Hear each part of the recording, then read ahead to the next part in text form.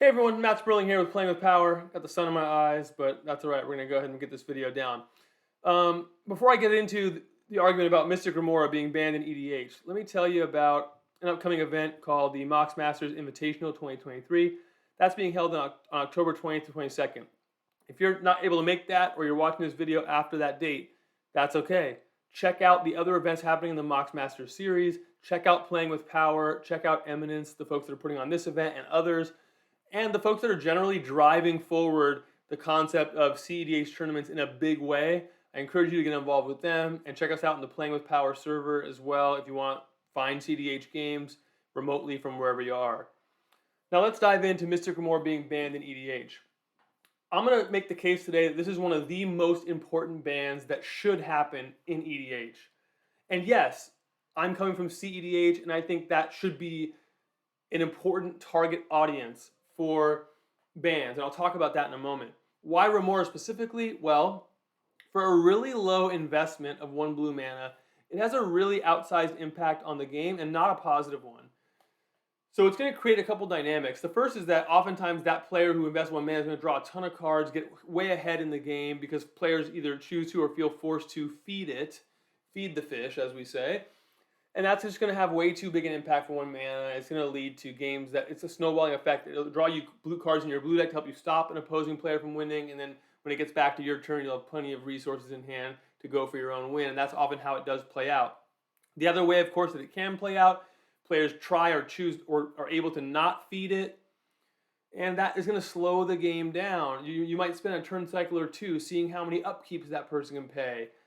And, there's just not a lot of wiggle room in an EDH game to have things that really prolong the game for a blue mana. So either way it plays out, that's not really a positive play experience. I don't think those games are more fun. And they come up over and over again in CEDH. So it comes up often. The effect is really negative.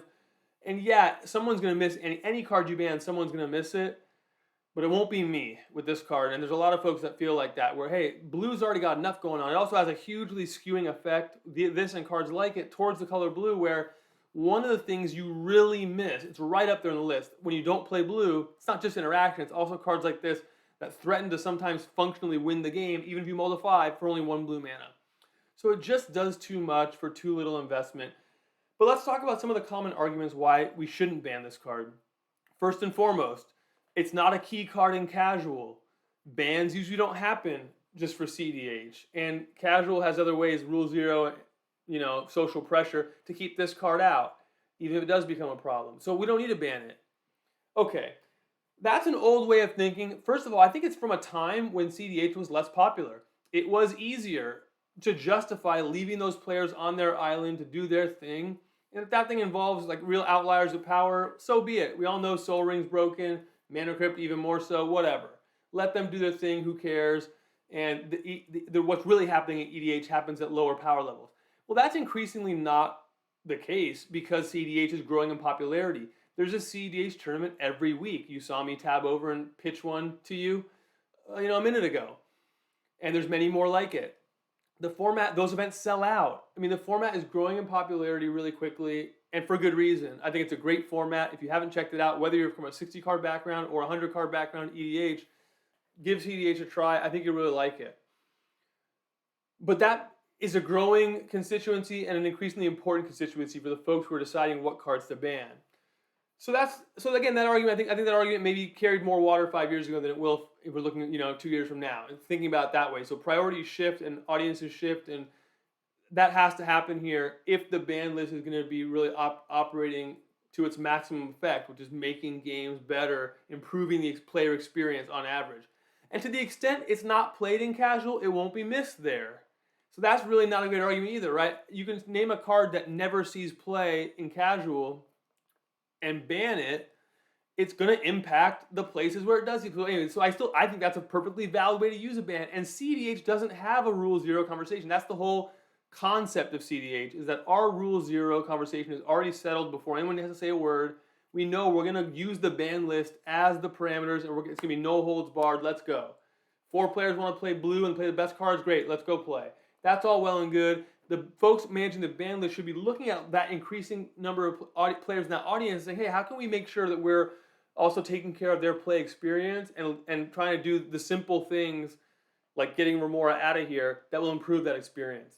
Okay, next argument. We only ban things when absolutely necessary. Fair enough. This should be sort of a tool of last resort, and a high bar should need to be cleared. Define absolutely necessary. As soon as you sort of set into motion a working definition of absolutely necessary, you're going to find that you're either going to land in one or two places. You're either going to have something, basically a fire alarm that never gets pulled, and you're very rarely going to ban anything unless something really goes haywire, or you're going to come up with something actually functional that serves the format where Remora is easily going to clear that bar. It comes up all the time when in the power level bands where it's popular, and it has a really negative effect, and getting rid of it would improve the outcomes for the player base. It's necessary, right? Again, I mean, I'm not saying it's life or death. I'm not saying CEDH won't continue to grow and won't be great. I mean, it is. I think it's great right now, but it's necessary for any sort of useful functional definition of necessary. Next argument, well, Remora has a baked-in way to balance. Just don't feed it.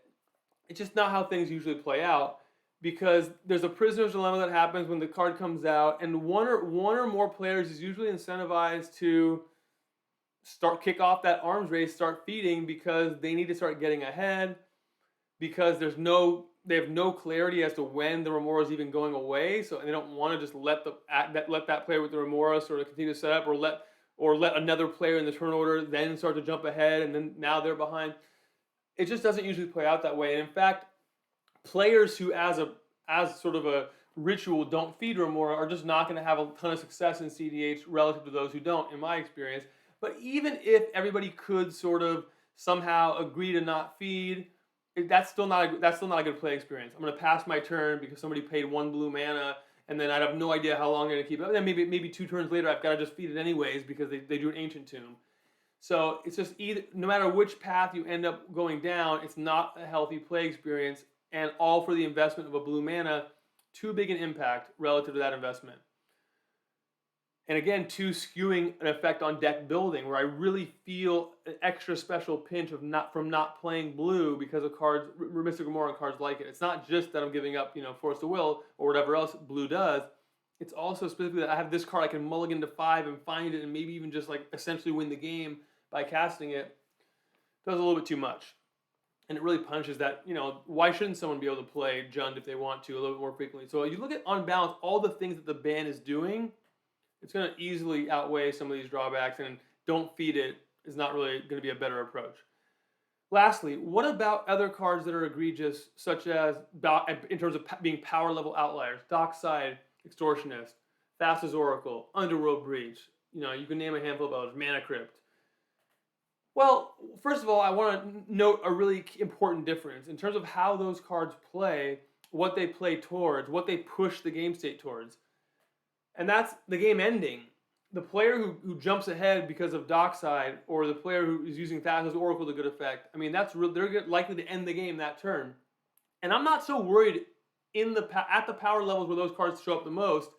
I'm not so worried about games ending early. If it's casual, I'll just throw out the next game. If it's a tournament, that's okay. I get a little bit of a break. That's how CDH tournament should be, in that sort of like, hey, it's this race to the finish line, because that's what's exciting about CDH. So I don't have as much of a problem with those cards. I'm not saying you couldn't look at those cards also, but I have Remora an entire tier above those cards in terms of bannability, because what it's doing is it's creating that outsized advantage for the player casting it in terms of like win percentage, in my view. But it's doing it in a way that's really not healthy. If there's ever 2 Remoras in play, things get even more sort of toxic, and now they're feeding each other. The triggers are stacking, and it's just a real pain in the butt. People are forgetting the triggers and asking to have them back. It can be a real pain. So, and yeah, if somebody wants to sort of answer my Dockside with their Dockside, and then they use it to win, great, like that game's over. Again, I understand that they're getting a lot for that investment of 1 in a red mana. I'm not saying Dockside is like a balanced card, but at least the power is aimed in a more sort of productive way. It's going to help mitigate another problem with 100-card formats, is that round time can often really, game length and round time are really oftentimes at odds. And so at least these other powerful cards are sort of mitigating that instead of exacerbating it. So that's how I come down on sort of other cards. What about Rhystic Study? Look, Rhystic Study costs 3 mana instead of 1. That's a huge difference.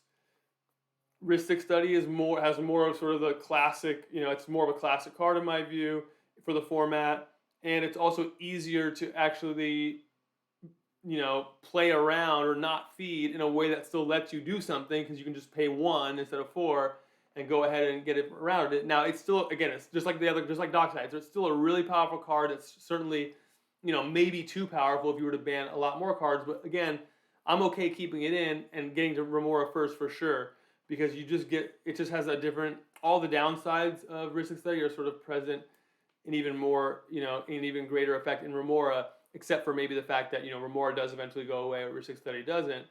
But again, for 3 mana, there's a lot of broken stuff you can do.